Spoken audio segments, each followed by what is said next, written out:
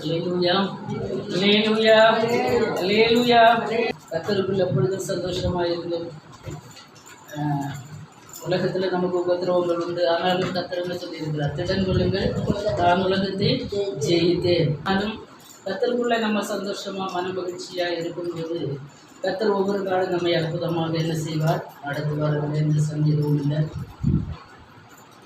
அருமையான 2 சாட்சிகளை நாம் கேட்டோம். கர்த்தர் நல்லவர். கர்த்தர் செய்த எல்லா உபகாரங்களுக்காகவும் கர்த்தருக்கு நாம் நன்றி செலுத்துவோம். இதனால் வருகிற எல்லா கனமும் மகிமையும் கர்த்தர் ஒருவருக்கு. ஆமென். நம்ம இந்த சிறிய கூட்டமாக இருந்து ஜெபிக்கிற இடத்துல கூட கர்த்தர் கேட்டு பெரிய காரியங்களை செய்து வருகிறார். ஆமென். அல்லேலூயா. கர்த்தர் கொடுத்த விடுதலைகளை கர்த்தர் பரிபூரணப்படுத்தட்டும். ஆமென். அல்லேலூயா. நாம் இன்னும் தொடர்ந்து ஜெபிப்போம்.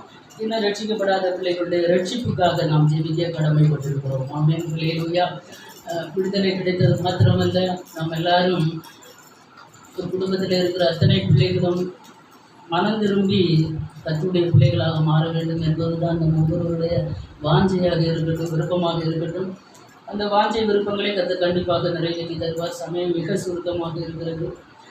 எல்லோரும் பிரிந்து வரீங்க. கொஞ்சம் நிலைமை வந்தீங்கன்னா கொஞ்சம் நல்லா இருக்குன்னு நினைக்கிறேன். கர்த்தர் நல்லவர். அடுத்த வாரம் குட் ஃப்ரைடே மீட்டிங் நமக்கு இருக்கிறது. எல்லோரும் வாங்க, சாயங்காலம் சீக்கிரமாக வாங்க. விசேஷித்த செய்திகளை நாம் கேட்கலாம். இன்னும் இங்கே வந்திருக்கிற பிள்ளைகள் எல்லாம் நீங்கள் ஒரு 5 நிமிஷம் நீங்கள் பேசணும்னு நான் விரும்புகிறேன். அதனால் எல்லாரும் இங்கேயாஞ்சி கலாக்கா எல்லாருமே உங்களுக்கு என்ன தெரியுமோ அந்த வார்த்தைகளை நீங்கள் பேசலாம். இல்லை இயேசுவின் சிலுவை பாடு மரணங்களை பொதுவாக நீங்கள் பேசலாம். கண்டிப்பாக நீங்கள் அதை செய்தீங்கன்னா கர்த்தர் சந்தோஷப்படுவார். எனக்கு அது ரொம்ப ஆசையாக இருக்குது. நம்ம ஒரு ஊழியம் நடத்துகிறோம். அப்போது அந்த நாளில் நம்ம அதை பண்ணோன்னா ரொம்ப நல்லா இருக்கும். கொஞ்சம் ஏழியராக எல்லோரும் வாங்க, அநேகரை அழைத்து கொண்டு வாங்க. அந்த நாளை நம்ம விசேஷமாக ஆசீர்வதிக்கலாம். அது ஒரு மிக முக்கியமான நாள். கர்த்தர் ஆசீர்வதிக்கட்டும். ஆமென். இந்த நாளிலே கூட ஒரு வசனத்தை நான் வாசிக்க விரும்புகிறேன். அடுத்தவங்க வாசிக்கலாம். யாக்கோபு நிருபம் 1வது அதிகாரம் 12வது வசனம். யாக்கோபு எழுதின நிருபம் 1வது அதிகாரம் 12வது வசனம். இன்னொருத்தங்க வெளிப்படுத்தின விசேஷம் 2வது அதிகாரம் 10வது வசனம். சோதனை செய்கிற மனுஷன் பாக்கியவான், அவன் உத்தமன் என்று விளங்கின பின்பு கர்த்தர் தம்மிடத்தில் அன்பு கூறுகிறவர்களுக்கு வாக்குத்தத்தம் பண்ணின ஜீவகிரீடத்தை பெறுவான்.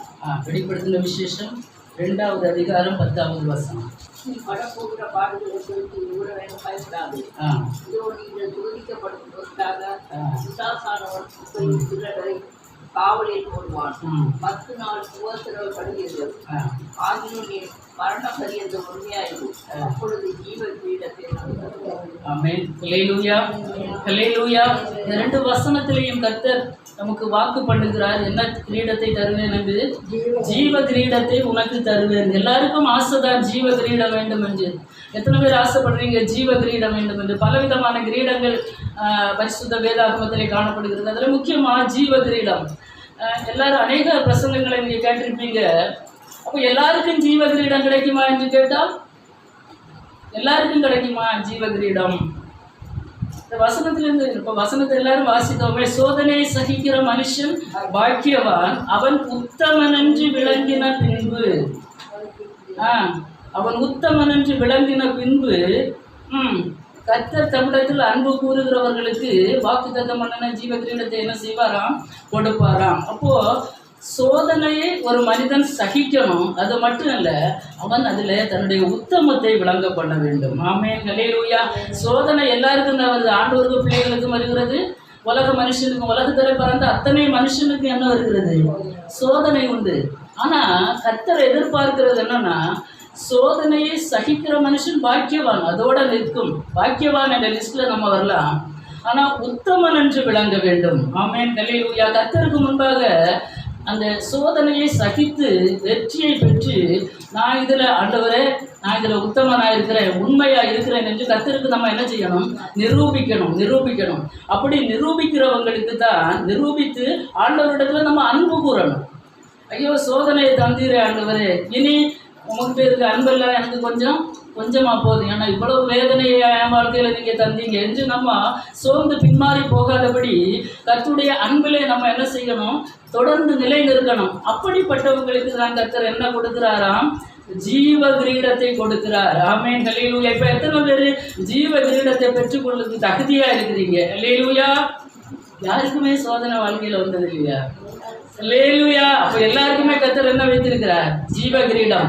வெளிப்படுத்தின விசேஷம் 2வது அதிகாரம் 10வது வசனத்திலே சிமிர்னா சபைக்கு கர்த்தர் சொல்லுகிறார், ஆவியானவர் சொல்லுகிறார், அந்த கடைசி பகுதியை நான் வாசிக்க விரும்புகிறேன். நீ மரண பரியந்த உண்மை உள்ளவனாயிரு, அப்பொழுது ஜீவ கிரீடத்தை உனக்கு தருவேன். ஆமென். அதுக்கு மேல நீ படப்போகிற பாடுகளை குறித்து என்ன செய்யாதே, பயப்படாத. சோதிக்கப்படும் பொருட்டாக உங்களெல்லாம் காவல்ல போடுவான், 10 நாள் உபத்திரவம். ஆனாலும் நீ மரண பரியந்த உண்மையாயிரு, அப்பொழுது ஜீவ கிரீடம். அப்போ ஒரு தேவ பிள்ளை கர்த்தரிடத்துல அன்பு கூற வேண்டும். நமக்கு வருகிறதான சோதனை நேரங்களில் கர்த்தரிடத்துல அன்பு கூறணும், நம்ம அதை சகிக்கணும், நம்ம உண்மை உள்ளவன் என்று கர்த்தருக்கு விளங்க பண்ணணும். அதே சூழ்நிலையில கர்த்தரை நாம் நேசிக்கணும். கர்த்தருடைய அன்பை விட்டு நம்ம கொஞ்சம் கூட என்ன செய்யக்கூடாது, பின்மாறக்கூடாது. அது மட்டுமல்ல, மரிக்கிறது வரையிலும் மரண பரியந்தம் எப்படி இருக்க வேண்டுமா, உண்மை உள்ளவனாக இருக்க வேண்டுமா. அப்பேற்பட்ட ஒரு மனிதனுக்கு தான் பரலோகத்துல எந்த கிரீடம் காத்திருக்கிறது? ஜீவ கிரீடம். பாடுபட்டவர்களுக்கு தான் கர்த்தர் பலனளிக்க வல்லவராக இருக்கிறார். அப்ப ஏன் கர்த்தர் யாருக்கு இந்த சோதனையை தருகிறார் என்றால், சீக்கிரமாக எடுத்து வாசிக்கலாம். நீதிமொழிகளின் புஸ்தகம் 3வது அதிகாரம் 11-12. நீதிமொழிகள் 3வது அதிகாரம் 11-12. மகனே, நீ கர்த்தருடைய சிட்சி அற்பமாக எண்ணாதே, அவர் கடிந்து கொள்ளும் போது சோர்ந்து போகாதே. தகப்பன் தன் நேசிக்கிற புத்திரரை சிச்சிக்கிறது போல கர்த்தரும் எவனிடத்தில் அன்பு கூறுகிறாரோ அவனை சிச்சிக்கிறார். ஆமென். ஹல்லேலூயா, ஹல்லேலூயா. அப்போ கர்த்தருடைய சிட்சையை நம்ம எப்படி எண்ணக்கூடாதாம்? அற்பமாக எண்ணக்கூடாது. நீங்க சில நேரங்கள்ல நல்ல விசுவாசத்துல முதிர்ந்தவர்களா இருப்பாங்க, வளர்ந்தவர்களா இருப்பாங்க. ஆனா சின்ன சிட்சைகள் வாழ்க்கையில வரும்போது முறுமுறுக்கிற அனுபவங்கள் வாழ்க்கையில் என்ன செய்யக்கூடாது, இருக்கக்கூடாது, அற்பமா எண்ணக்கூடாது.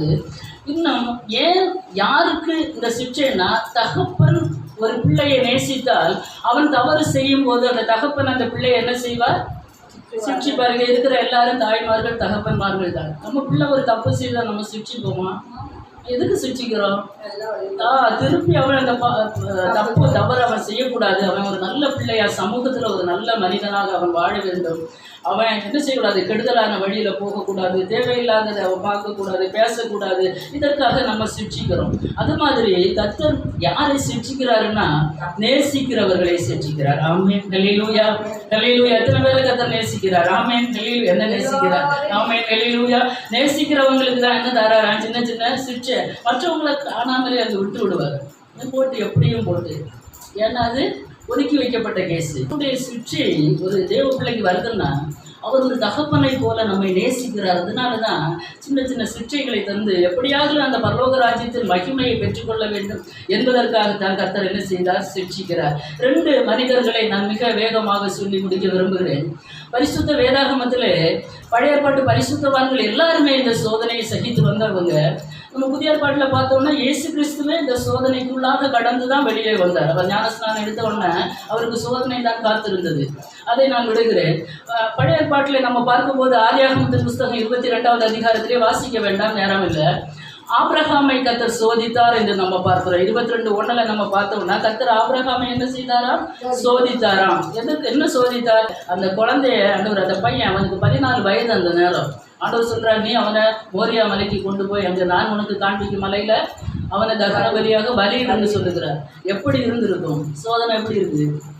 காத்திருந்து காத்திருந்து கிடைச்ச பிள்ளை. ஆண்டவரே, இதையா சொல்றீங்க? நீங்க வாக்குத்தத்தம் பண்ணி தந்த இந்த பிள்ளையா கொண்டு பலியிட சொல்றீங்க ஆண்டவரே, நான் இதை எப்படி செய்ய முடியும்னு ஆபிரகாம் கேட்டாங்க. இல்லை, கேட்கல. ஆபிரகாம் பிரயாணப்படுகிறார். 2 வேலைக்காரங்க, குமாரனாகிய ஈசாக்கு, ஆபிரகாம். 3 நாள் பிரயாணம். 3ஆவது நாள் தூரத்துல இந்த மலையை பார்க்கிறார். 3ஆவது நாள் இந்த பையன் கேட்கிறான், அப்பா விறகு இருக்கிறது, கத்தி இருக்கிறது, தீ இருக்கிறது, அப்பா பலிக்கு ஆடு எங்கே? நல்ல பெரிய பையன், இவன் ஸ்டேஜ் 14 வயசு, அதே இவன் ஸ்டேஜ். அப்போ அந்த 3 நாட்களும் அந்த தகப்பனுடைய இருதயம் எப்படி இருந்திருக்கும் என்று சற்று யோசித்து பார்த்தோம்னா அதெல்லாம் நம்மளால சொல்ல முடியாது. ஆபிரகாம் விசுவாசத்தின் தகப்பன் என்று ஏன் அவருக்கு பெயர் வர காரணம் என்ன? ஒரே ஒரு மகனை பலியிடுவதற்காக அழைத்து கொண்டு போகிறார். எந்த சலனமும் இல்லை, எந்த பிரச்சனையும் இல்லை, அவங்க முகத்துல எந்த இதுவும் இல்லை. அப்படின்னு அந்த பையன் கண்டுபிடிச்சிருப்பான். அவர் வேதனைப்பட்டிருந்தார். கர்த்தர் பார்த்து கொள்வார் என்று சொல்லி அழைத்து கொண்டு போகிறார். கர்த்தர் குறித்த அந்த இடத்துக்கும் போய்விட்டார். அந்த பையனை கையை காலை கட்டுகிறார், விறகு அழுகிறாரு, மேலே தூக்கி படுக்க வைக்கிறார், கத்தி எடுத்து அப்படியே ஓங்குறார். உடனே பரலோகத்தில் இருந்து ஒரு சத்தம் கேட்கிறது. ஆமென். ஹல்லேலூயா. ஆபிரகாமே, ஆபிரகாமே, இல்லையாண்டார் மேல் உன் கையை வைக்காதே, அவனுக்கு ஒன்றும் செய்யாத. ஆண்டவர் வந்து சோதிக்கிற விதங்களை சொல்லேன். நீ உன் புத்திரன் என்றும் உன் ஏக சுதன் என்றும் பாராமல் நீ என் வார்த்தைக்கு செவி கொடுத்திருக்கிறபடியால் இப்பொழுது நீ என்னை நேசிக்கிறவன் என்று நான் அறிந்திருக்கிறேன். எப்படி ஆண்டவர் கண்டுபிடிக்கிறார்? ஒருத்தர் ஆண்டவரை நேசிக்கிறான் என்பதற்கு எப்படி சோதனை? பெத்த பிள்ளையை கொண்டு போய் என்ன செய்கிறாரு? அவன் அதே மாதிரி செய்தான். ஆனால் ஆண்டவர் பலியிட அந்த இடத்துல உடல்ல ஒரு ஆட்டுக்குட்டியை கத்தை காண்பித்து கொடுத்தார். அதே மாதிரி தான் பிதாவாகிய தேவன் தன்னுடைய சொந்த குமாரனை பலியாக இந்த உலகத்துக்கு அனுப்பி நமக்கு மீட்பை தந்தார். ஆமென். ஹல்லேலூயா. இன்னொரு நபர் இருக்கிறார். யாரு? யோபு. யோபுவை சோதிக்கும்படியாக சாத்தான் வருகிறார். ஆண்டவர் கேட்கிற, நீ யோபு மேல் கவனம் வைத்தாயோ? இன்னைக்கு அநேகருக்கு மேலே சாத்தான் கவனம் வச்சுட்டே இருக்கிறார். ஆனால் கற்றுக்கன்னு செய்யலை. யோபு மாதிரி நமக்கு அனுமதி கொடுக்கல. அனுமதி கொடுத்தா நம்ம எல்லாம் எங்கோ போயிடுவோம். ஆனால் கர்த்தர் அனுமதி கொடுக்குறாரு யோபுவுக்கு. உயிரை மட்டும் எடுக்காதப்பா, நீ வேற என்ன வேணாலும் செய்து கொண்டு. சாத்தான் சவால் விடுறான். நீர் அவனை தொட்டு பாரும், அவன் தூஷிக்கானா இல்லையா என்று பார்ப்போம் என்று வசனத்தை நான் எடுக்க விரும்பலை. ஆனால் கர்த்தர் சொல்கிறார், நீ போ, என்ன வேணாலும் செய்துக்கோ என்று. உள்ளங்கால் முதல் உச்சந்தளவரை பருக்கள். அதற்கு முன்னதாக 10 பிள்ளைகள் போனது, எல்லா ஆஸ்திகள் சம்பத்து எல்லாம் நஷ்டப்பட்டது. ஒரே நாளில் அத்தனையும் இழந்து விட்டார். அந்த நேரத்தில் யோபு என்ன சொன்னார் தெரியுமா? அந்த வசனத்தை மட்டும் நான் வாசிக்க விரும்புகிறேன். யோபுவின் புஸ்தகம் 1வது அதிகாரம் 21, 22. யோபு இதெல்லாம் அறிகிறார். பிள்ளைகள் 10 பேரில் செத்து போனது என்று ஒவ்வொருத்தராக வந்து சொல்றாங்க. எல்லா ஒட்டகங்கள் நஷ்டப்பட்டது, ஏர் மாடுகள் நஷ்டப்பட்டது, ஆடுகள் நஷ்டப்பட்டது, எல்லாமே நஷ்டப்பட்டது. அந்த நேரத்தில் அவர் என்ன சொல்றாரு? 21. நிர்வாணியா என் தாயின் கர்ப்பத்தில் இருந்து வந்தேன், நிர்வாணியா அவரிடத்துக்கு திரும்புவேன். கர்த்தர் கொடுத்தார், கர்த்தர் எடுத்தார், கர்த்தரின் நாமத்துக்கு ஸ்தோத்திரம் என்றார். இவரை எல்லாவற்றையும் யோபு பாவம் செய்யவில்லை, தேவனை பற்றி குறை சொல்லவும் இல்லை. அதே யோபுவின் புஸ்தகம் 6வது அதிகாரம் 4வது வசனத்தில் வரும்போது யோபு சொல்லுவார், சர்வ வல்லவரின் அம்புகள் எனக்குள் தைத்து அவைகளின் விஷம் என் உயிரை குடிக்கிறது. தேவனால் உண்டாகுகிற பயங்கரங்கள் என்னை என்ன செய்கிறது? அணி அணியாய் எனக்கு முன் அணி அணியாய் நிற்கிறது. அடுத்து சொல்லுவார், ஆனாலும் நான் போகும் வழியை அவர் அறிந்திருக்கிறார். அவர் என்னை சோதித்த பின் நான் பொன்னாக விளங்குவேன்.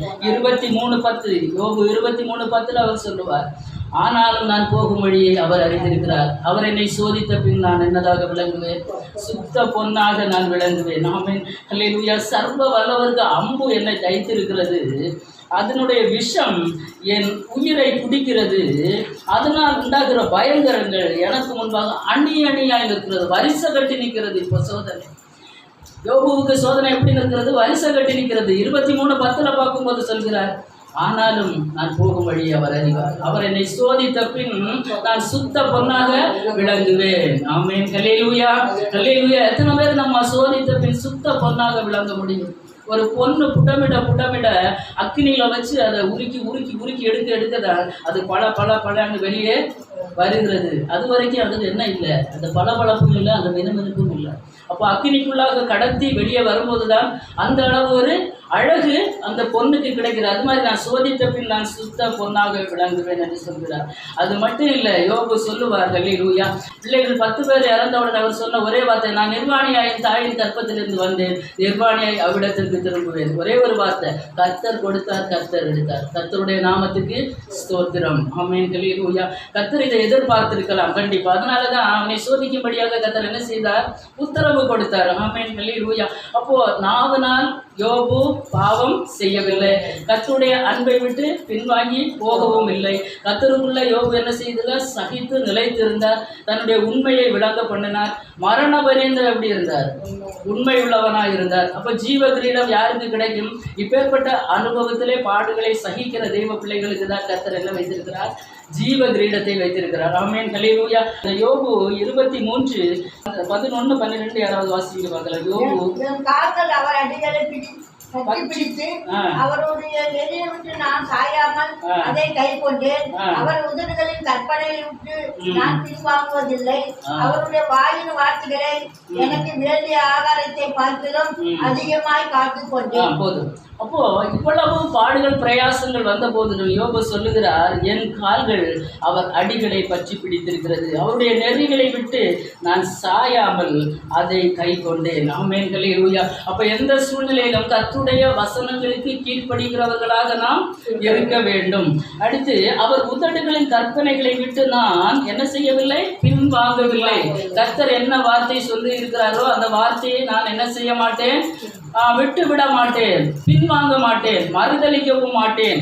அவருடைய வாயின் வார்த்தைகளை எனக்கு வேண்டிய ஆகாரத்தை பார்க்கிலும் அதிகமாய் காத்து கொண்டேன். ஒரு மனுஷன் ஆகாரத்துக்கு எவ்வளவு தேவை, வயிறு பசிச்சா ஆகாரம் எவ்வளவு தேவைப்படுமோ அதை விட அதிகமாய், ஆகாரத்தை பார்க்கலாம் அதிகமாய் கர்த்தருடைய உதடுகளின் வார்த்தையை யோபு என்ன செய்தாராம், காத்து கொண்டாராம். நிர்பந்தமான சூழ்நிலையிலே அப்பேற்பட்ட ஒரு மனிதனுக்கு தான் கர்த்தர் எண்ணத்தை கொடுக்கிறார், ஜீவ கிரீடத்தை வைத்திருக்கிறார். அதுதான் வெளிப்படுத்தின விசேஷத்துல வரும்போது ஆவியானவர் சொல்லுகிறார் சிமேனா சபைக்கு, நீ மரண பரியந்தம் உண்மை உள்ளவனாயிரு, இருக்கிறதுல உண்மையாயிரு, அப்பொழுது ஜீவ கிரீடத்தை உனக்கு தருவேன். ஆமென், ஹல்லேலூயா.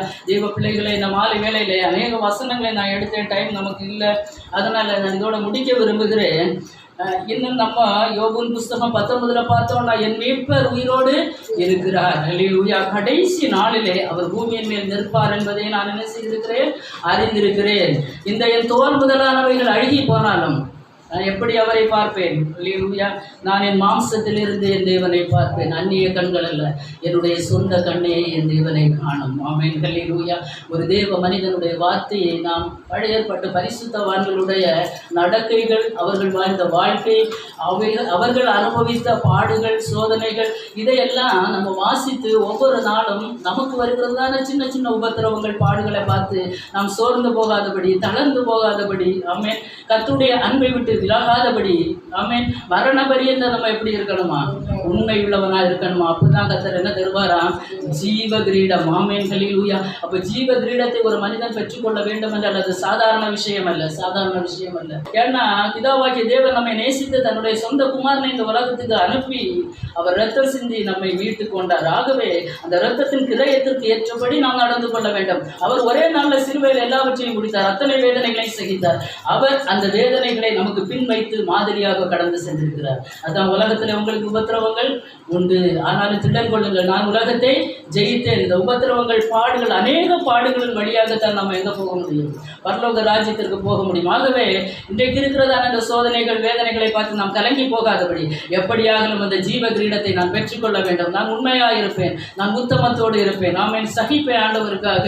இந்த உலகத்தில் வருகிறதான பாடுகள், கஷ்டங்கள், துன்பங்கள், நெருக்கங்கள் எல்லாவற்றையும் நான் பொறுமையோடு சகிப்பேன். அந்த நேரத்தில் கர்த்தருடைய அன்பை விட்டு நான் வழி விலக மாட்டேன். ஆமென், ஹல்லேலூயா. உண்மையுள்ளவனாயிருப்பேன் முடிவு பரியந்தம். அப்போதான் ஒரு பாக்கியவானாக, ஒரு பாக்கியவதியாக நம்ம மாற முடியும். கர்த்தர் நமக்கு வாக்குத்தத்தம் பண்ணி இருக்கிறது தான் இந்த ஜீவ கிரீடம். வாக்குத்தத்தம் எல்லாருக்கும் உரியது அல்ல. ஆமென், ஹல்லேலூயா. வாக்குத்தத்தத்திற்கு உரியவர்களுக்கு மாத்திரமே இந்த வாக்குத்தத்தம். அதற்கு ஏற்றவாறு இருக்கிறவங்களுக்கு, பாத்திரமாக இருக்கிறவங்களுக்கு, ஆமென், ஹல்லேலூயா. எந்த பாத்திரம் தேவ சமூகத்திலே காத்திருக்கிறதோ அந்த பாத்திரத்தை அவர் நிரப்புவார். அது மாதிரி தான் இப்பேற்பட்ட அனுபவங்கள் வழியாக கடந்து வருகிற ஒரு தேவ பிள்ளைக்கு தான் கர்த்தர் என்ன வைத்திருக்கிறார், ஜீவ கிரீடத்தை வைத்திருக்கிறார். ஆமென், ஹல்லேலூயா. ஆகவே இந்த நாட்களில் பாடுகள் வருகிறது, சகஜ பிரயாசங்கள், வாழ்க்கையிலே பலவிதமான போராட்டங்கள் அனுதினமும் தேவ பிள்ளைகள் அனுபவித்துக் கொண்டு தான் இருக்கிறீங்க. அந்த நேரத்துல எல்லாம் பழைய பாட்டு பரிசுத்தவான்களை நினைத்து ஒவ்வொரு நாள் ஆண்டவரே, அது மாதிரி எனக்கு கிருபை தாங்க, பலனை தாங்க ஆண்டவரே, உமக்குள்ளே நிலைத்து நிற்கக்கூடிய ஒரு பலனை தாங்க, முடிவு பரியந்தம் நிலை நிற்கக்கூடிய ஒரு பலனை தாங்க. இந்த தெய்வ சமூகத்தில் நாம் ஜெபிப்போமா? ஹல்லேலூயா. எல்லாரும் தெய்வ சமூகத்தில் ஒப்புப்படுத்துவோம். இன்றைக்கு இருக்கிற பாடுகள், பிரயாசங்கள், சோதனைகளை பார்த்து கலங்க வேண்டாம். ஏன்னா தகப்பன் தான் தன்னுடைய பிள்ளையை சிக்ஷிக்கிறானே தவிர அடுத்த வீட்டுக்காரன் வந்து நம்ம பிள்ளையை அடிப்பதற்கு நாம் ஒருபோதும் என்ன செய்ய மாட்டோம், விட்டு கொடுக்க மாட்டோம். ஆமென். நம்ம பிள்ளையை நம்ம என்ன வேணும்னாலும் செய்து கொள்வோம், எப்படி வேணும்னாலும் அடிப்போம், எப்படி வேணும்னாலும் உபத்திரவப்படுத்துவோம். அது மாதிரி நான் ஒரு தகப்பனை போல கர்த்தர் இந்த நாட்களிலே சில சிக்ஷைகளை நமக்கு தருகிறார். ஆமென், ஹல்லேலூயா. அதை பொறுமையோடு சகிப்போம். நான் ஹல்லேலூயா. நமக்கு ஒரு ஜீவ கிரீடம் இருக்கிறது, அதை கர்த்தர் அந்த நாளிலே நமக்கு தந்தருள்வார். ஆமென், ஹல்லேலூயா, ஹல்லேலூயா, ஹல்லேலூயா. எல்லாரும் ஜெபத்தோடு தேவ சமூகத்தில் ஆண்டவரே, அந்த ஜீவ கிரீடம் எனக்கு வேண்டும் தகப்பனே. ஹல்லேலூயா, ஹல்லேலூயா, ஹல்லேலூயா. ஹல்லேலூயா ஹல்லேலூயா. உங்க அன்பில் என்ன நிலைநிறுத்துங்கப்பா, உங்க அன்பில் என்ன நிலைநிறுத்துங்க ஆண்டவரே. உங்க அன்புக்குள்ள நான் நிலைநிற்கணும் தகப்பனே, உமக்குள்ளே நான் நிலைநிற்கணும்ப்பா. நான் முடிவு பரியந்த உண்மையுள்ளவனாக இருக்கணும் தகப்பனே. அப்பா, எந்த சூழ்நிலையில் உங்களுடைய அன்பை விட்டு நான் வழி விலகி போகக்கூடாது தகப்பனே. ஹல்லேலூயா ஹல்லேலூயா ஹல்லேலூயா ஹல்லேலூயா ஹல்லேலூயா ஹல்லேலூயா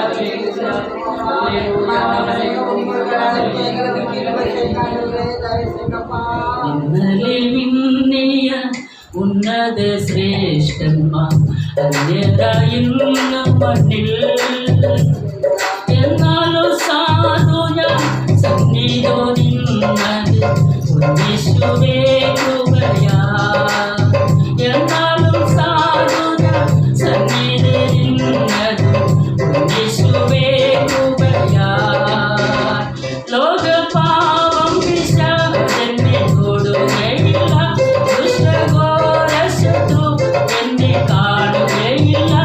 അങ്ങേ ചിറകിൻ മറവിലാണ് ഞാൻ, എന്റെ വിശ്വാസം വർദ്ധിപ്പിക്കണേ.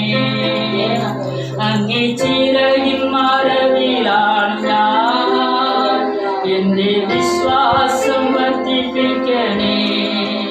നിർത്തിയതാണെന്നെ നിന്നതല്ല ഞാൻ, എത്ര സ്തുതിച്ചിടണം.